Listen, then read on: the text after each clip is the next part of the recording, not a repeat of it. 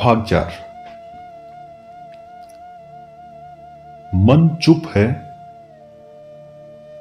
और शरीर थमा हुआ है। बाहर की दुनिया मिट चुकी है और भीतर भी कोई सपना नहीं।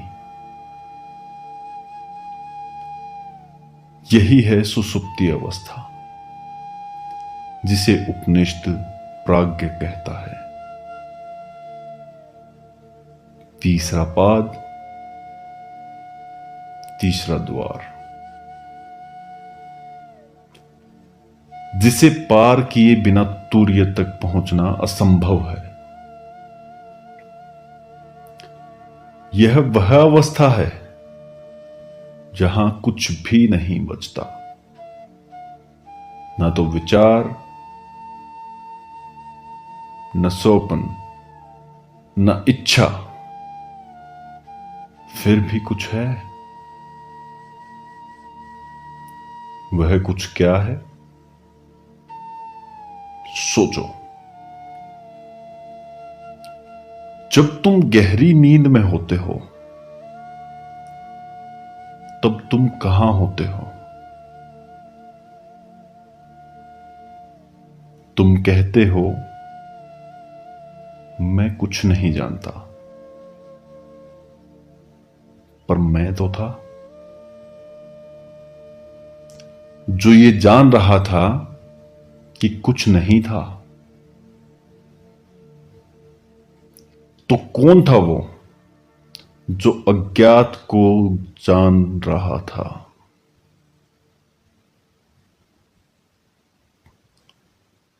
उसे ही उपनिषद ने प्राज्ञ कहा है।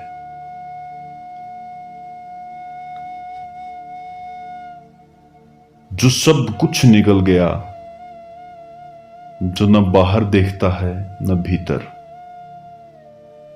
जो स्वयं में डूबा है किंतु अनजागर।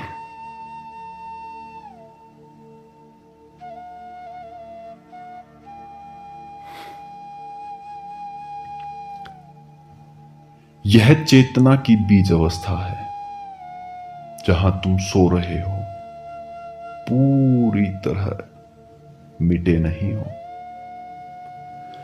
तुम्हारे भीतर वह बीज अब भी पड़ा है, जो फिर से अंकुरित हो जाएगा, फिर से स्वप्न होगा, फिर से जागृति और फिर से संसार। लेकिन यहां एक क्षण के लिए तुम शुद्ध मौन में होते हो।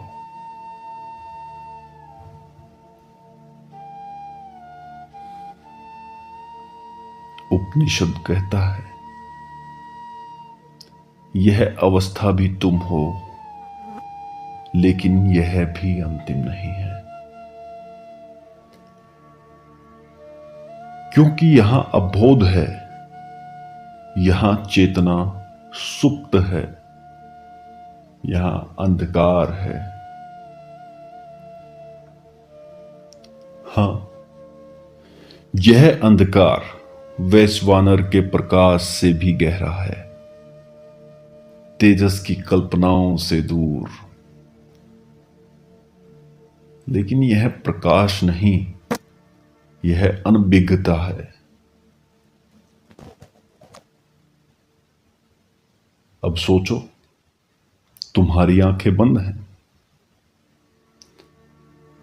तुम गहरे में उतरते हो और वहां कुछ नहीं, सिर्फ मौन। क्या तुम वहीं रुक जाना चाहोगे? नहीं, क्योंकि वहां कोई अनुभव नहीं है, कोई ज्ञान नहीं है, कोई जागरूकता नहीं है, यहां कोई मैं भी नहीं बचता।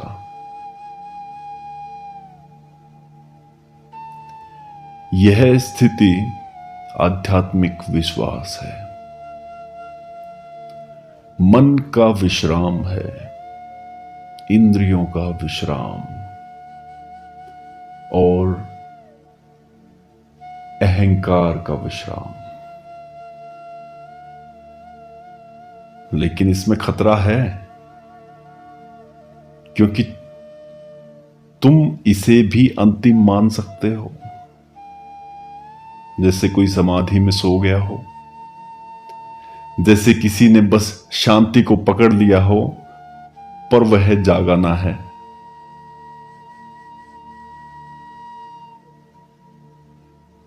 यह मृत्यु का प्रतिबिंब है। सुसुप्ति और मृत्यु एक जैसे हैं, क्योंकि दोनों में तुम होकर भी नहीं हो।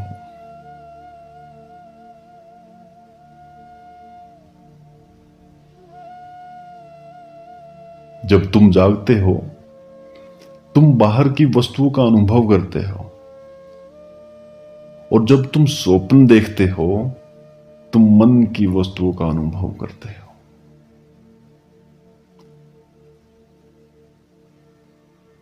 लेकिन जब तुम सुसुप्ति में हो, तब तुम कुछ भी अनुभव नहीं करते। यही प्राज्ञ है,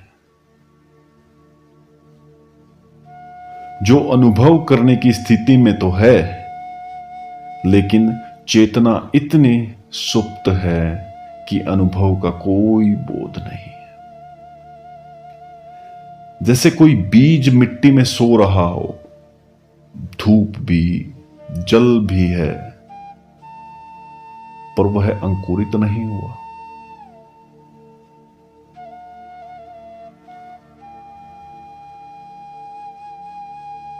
अब ध्यान से सुनो। उपनिषद कहता है, प्राज्ञ एक भूत है, ज्ञान घन है, लेकिन अज्ञान में लिप्त है। यह चेतना की गहरी नींद है, और इसलिए यही वह सीमा है जहां साधक को जागना होता है, जहां उसे स्वयं को देखना होता है। यह सुसुप्ति अवस्था तुम्हें विश्राम देती है, शांति देती है, लेकिन मोक्ष नहीं देती। तुम्हें इससे आगे जाना है। तुम्हें उस अवस्था में जाना है जहां तुम शांति में भी जागे रहो, जहां मौन भी है और उसमें पूर्ण बोध भी है। वही तुर्य है।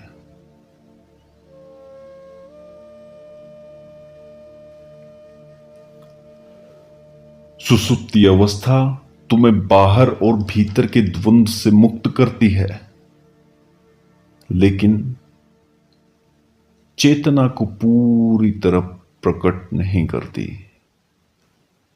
इसलिए ध्यान को इस अवस्था में भी बनाए रखना होता है। जब ध्यान इतना गहरा हो जाए कि सुसुप्ति में भी साक्षी बना रहे, तो तुम तुर्य को छू लेते हो।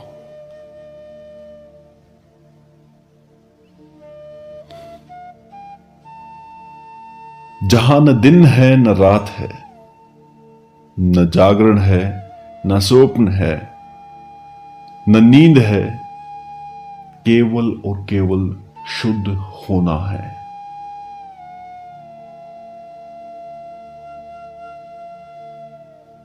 अब अंत में थोड़ा मौन हो जाओ,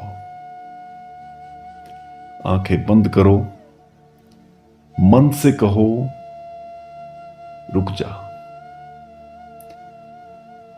शब्दों को छोड़ो, सपनों को छोड़ो, स्मृतियों को छोड़ो, और उस शून्यता में प्रवेश करो जहां तुम हो और फिर भी नहीं हो, जहां मौन ही मौन है, अंधकार की कोख में पलते हुए प्रकाश की तरह। वही प्राज्ञ है, वही तुम्हारी अगली सीढ़ी है। उसे पार करना है ताकि तुर्य में प्रवेश हो सके, जहां पूर्ण जागरण है, पूर्ण प्रेम है, पूर्ण मुक्ति है। आज के लिए इतना ही।